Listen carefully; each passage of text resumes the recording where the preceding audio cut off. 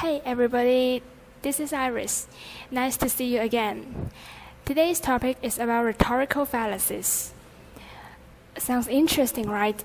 And I hope it'll be a little bit inspiring too. A logical fallacy is what has happened when someone is wrong about something. It's a flaw in reasoning, like a trick or illusion of thoughts. It is very often very sneakily used by our politicians, the media, or others to fool people. What's worse, even we ourselves often use rhetorical fallacies to make our weak arguments sound stronger, deceiving ourselves and cheating others. What I'm going to introduce to you today are three kinds of rhetorical fallacies: appeal to authority, appeal to common practice, and appeal to novelty. The three of them belong to the same type, appeal to mind. Appeal to authority means claiming something's true because an unqualified or untrustworthy expert says it is. When we use the opinion or position of an authority figure or an institution of authority, without considering whether it is supported by strong evidence or whether it is true to the reality, we are blindly believing in authority and avoiding critical thinking and actual arguments. For example, many of us might once believe in whatever the teachers taught in class. When I was a pupil, I learned and imitated how to read the English vocabulary in my textbook completely from my English teacher. In other words, how she pronounced a word determined how I pronounced it. Relying too much on her as an example, I rarely listened to the cassette tapes, nor did I carefully learn or study the phonetic alphabet. I didn't realize because of her accent, some of her pronunciations were wrong, such as mistaking restaurant as restaurant. Until I became the monitor in English in middle school, leading all my classmates to read out loud restaurant together and being laughed at by them. Much of the time, experts have better access to information and have a better command of it than others. But holding a position of an expert doesn't necessarily mean someone's right. It's especially foolish and lazy to simply imitate what the authority says or does. Anyway, the highest authorities in the past believed that believing people was a general good cure for sickness. A YouTube video showed us by an experiment that most of us would be cheated by authority. In the video, a man and a woman, two participants, placed the roles as a policeman in plain clothes who was lying in wait for saving the baby being kidnapped and catching the kidnapper, and the woman, an owner of a green grocery. The man showed his certificate to the people passing by, told them that the woman in the grocery was a wanted kidnapper, and asked the passers-by to help him steal the baby out of the shop. Guess what? In spite of certain hesitation and the potential risks, the 22 passers-by all agreed to help, and they managed to push the pram out of the shop, even though the woman kept crying it was her own baby. See, people are appealing to authority here, so they ignore that the man's statement was actually full of holes. Why don't they question the true identity of the man, as we know that an ID card can be forged so easily? Why would a policeman work alone and ask civilians to carry out such a dangerous mission if the woman was a real kidnapper? Why don't they realize they themselves became kidnappers when they took away others' babies without permission? Some may argue that people's sympathy or kindness for that little child play a role here, but it can't be denied that it is appealing to authority that is the best explanation for their behavior in the video.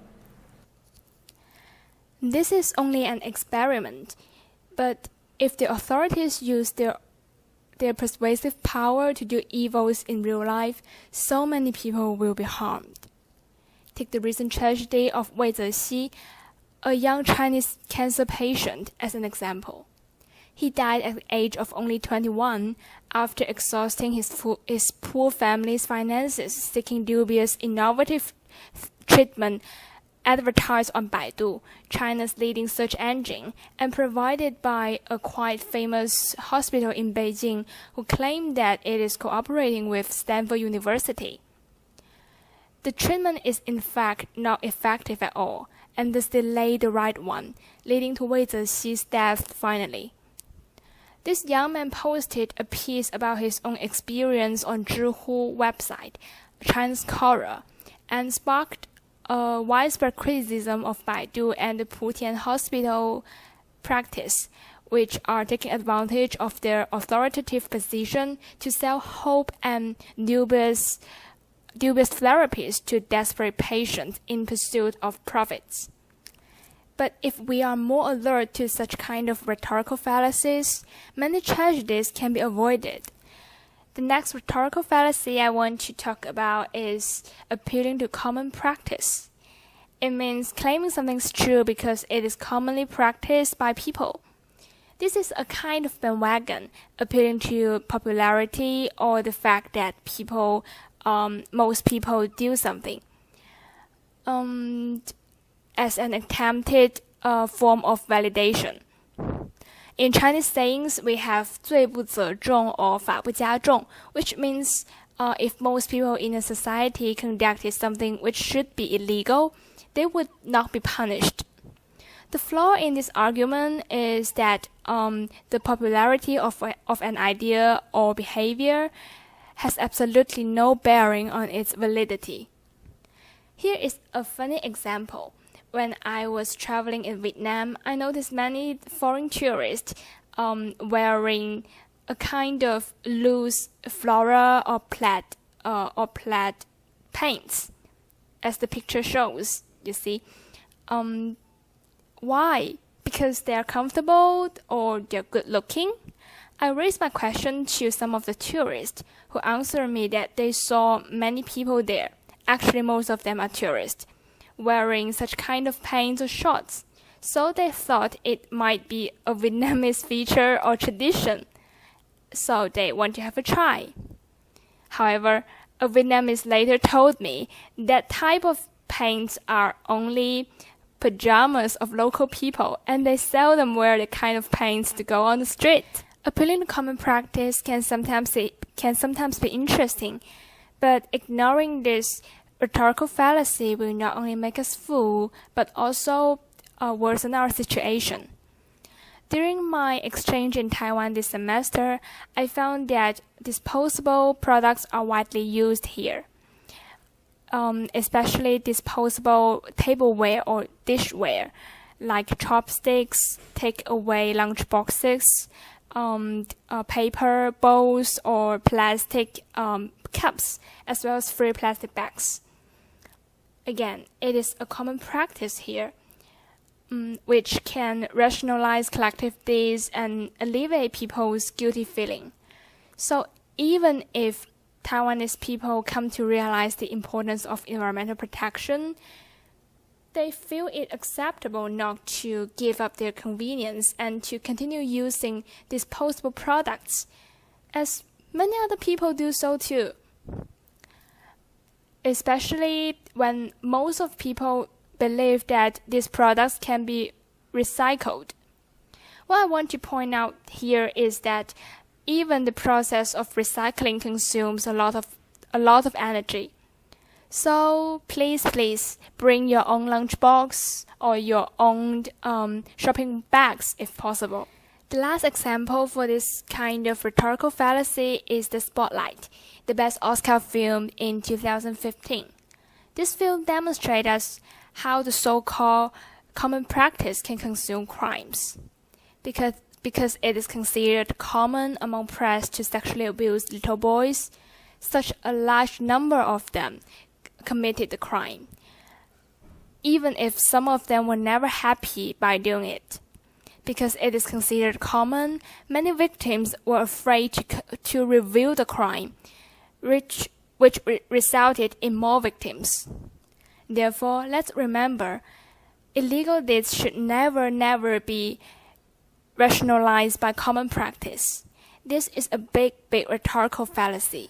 The third kind of rhetorical fallacies belonging to appeal to mind is appeal to novelty, which is supposing something is better because it is new or newer.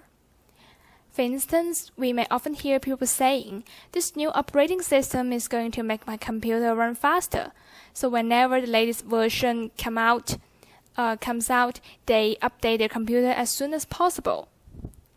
Does it always work? Maybe not. My roommate's computer broke down after installing Windows 10 last year because the storage of her computer wasn't large enough to hold the new system. So, it tells us that new things are not always better. They may not be suitable for you, not compatible with your old devices. If you want to use them well, you may have to spend much more money or time buying new matching devices or learning how to use the new ones. When we are appealing to novelty, we are in fact seeking the sun, or to say, trying to go with the fashion or trend. See how fans of iPhone went crazy for iPhone 6, or even before it got into local market. According to the regularly updated spreadsheet kept by Forbes analyst Chuck Jones, using the data provided by Chinese live tracking website JD.com, estimated Chinese pre-orders of iPhone 6 amounted to 8.5 million in October 2014, only a fraction less than the 10 million units which sold worldwide in all available markets of iPhone 6 in its first opening weekend. So I think this is a kind of blind worship of new technology. Is iPhone 6 really much better than iPhone 5 and thus worth spending extra money to buy a new one? Every user of it has his or her own answer. But appealing to novelty is no doubt a rhetorical fallacy. And if we don't pay enough attention to it, it may destroy our tradition. The renovation plan of many Asian cities all over the world is a typical example. As we can see, nowadays more and more skyscrapers and modern apartments are taking place of the hutongs in Beijing. People's memory of historical sites and tradition in life gradually recede. What a great pity it is. I admit the government should provide its citizens with better living conditions. But the best renovation is always based on what has existed, absorbing good elements and keeping the reasonable design of the old city. Because being newer doesn't mean being better.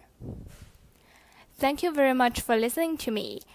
Hope every one of us can be smart enough and keep critical thinking so as to avoid rhetorical fallacies. Thank you.